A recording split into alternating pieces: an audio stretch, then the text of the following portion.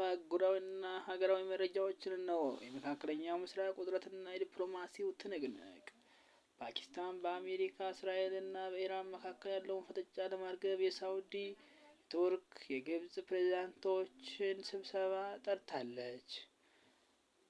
የፓኪስታን ጠቅላይ ሚኒስትር ከትራምፕና ከኢራኑ ፕሬዝዳንት ጋር በመነጋገር ዋነኛ መልእክት አቀባይ ሆነዋል።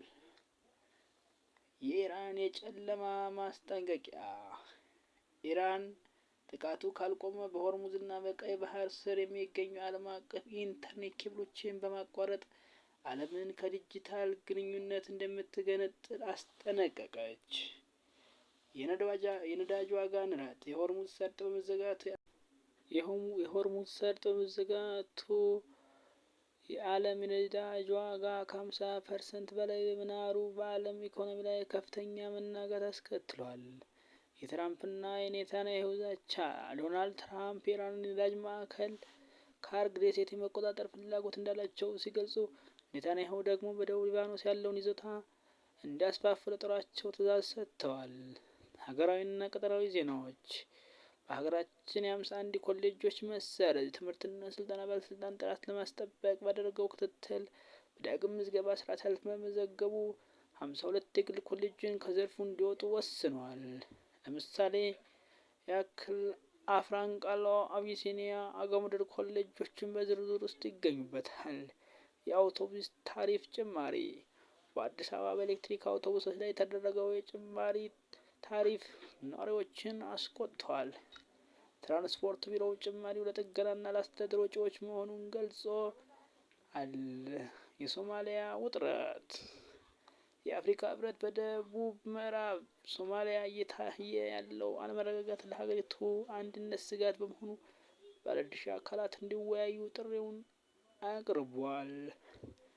የኢራን የኃይል መሰረተ ልማቶች ላይ በደረሰ ጥቃት ቴህራን በጨለማ ተውጣ ማደሯ የኢንተርኔት ኬብሎችን የመቁረጥ ዛቻው የዓለምን ደህንነት እጅግ አሳሳቢ ደረጃ ላይ ጥሎታል ሲል ሲጂቲኤን ዘግቧል። በሌላ ዜና በመዲናዋ ገቢዎች ቢሮ ስልክ መጠቀም ተከለከለ። የአዲስ አበባ ከተማ አስተዳደር ገቢዎች ቢሮ የግብር ከፋዮችን አገልግሎት አሰጣጥ ለማዘመንና ቅሬታዎችን ለመፍታት ጥብቅ መመሪያ አውጥቷል። አዲሱ መመሪያ ከመጋቢት 21 ቀን 2018 ዓ.ም ጀምሮ ማንኛውም የቢሮ ሰራተኛ በመደበኛ የስራ ሰዓት የእጅ ስልክ መጠቀም አይችልም ሲል ወስኗል። ምክንያቱም ሰራተኞች ግብር ከፋዩን እያስጠበቁ በስልክ የግል ጉዳይ ላይ መጠመዳቸውና በስራ ኮምፒውተር የግል ስራዎችን መስራታቸው በአገልግሎት አሰጣጡ ላይ እንቅፋት በመሆኑ ነው። ዓላማው የሪፎርም ስራዎችን ውጤታማ በማድረግ የደንበኞችን እርካታ ማረጋገጥ እንደሆነ ቢሮው ገልጿል። ዓለም አቀፍ በተያያዘ ዜና የሶሪያ ያልተጠበቀ አቋምና ኢራንን ውግዘት በመካከለኛው ምስራቅ ያለውን የፖለቲካ ሚዛን ሊቀይር የሚችል አዲስ ክስተት ተሰምቷል። የሶሪያው ፕሬዝዳንት አህመድ አልሻራን ኢራን በባህረ ሰላጤው ሀገራት ላይ የምትሰነዝረውን ጥቃት በጽኑ አውግዘዋል። የሶሪያ አቋም ሶሪያ ከባህረ ሰላጤው ሀገራት ጎን እንደምትቆም የገለጹት ፕሬዝዳንቱ ሀገሪቱ ወደ ግጭት የገቡት በኢራን ጥቃት ስለተፈጸመባቸው እንጂ በገዛ ፍላጎታቸው እንዳልሆነ ገልጸዋል። የኢኮኖሚ ስጋት ይህ ግጭት በዓለም አቀፍ የነዳጅ ዋጋ እና የኃይል አቅርቦት ላይ ሊገመት የማይችል አደጋ ሊያመጣ እንደሚችል ፕሬዝዳንቱ አስጠንቅቀዋል። ቴክኖሎጂ ከወደ ቻይና የተሰማ ዜና የኤአይ ተዋናዮችና የቻይና ፊልም ኢንዱስትሪ ውዝግብ በቻይና የኤአይ ሰው ሰራሽ አስተውሎት ተዋናዮች ይፋ መደረጋቸው በኪነ ጥበብ ባለሙያዎች ዘንድ ከፍተኛ ስጋትና ውዝግብ ፈጥሯል።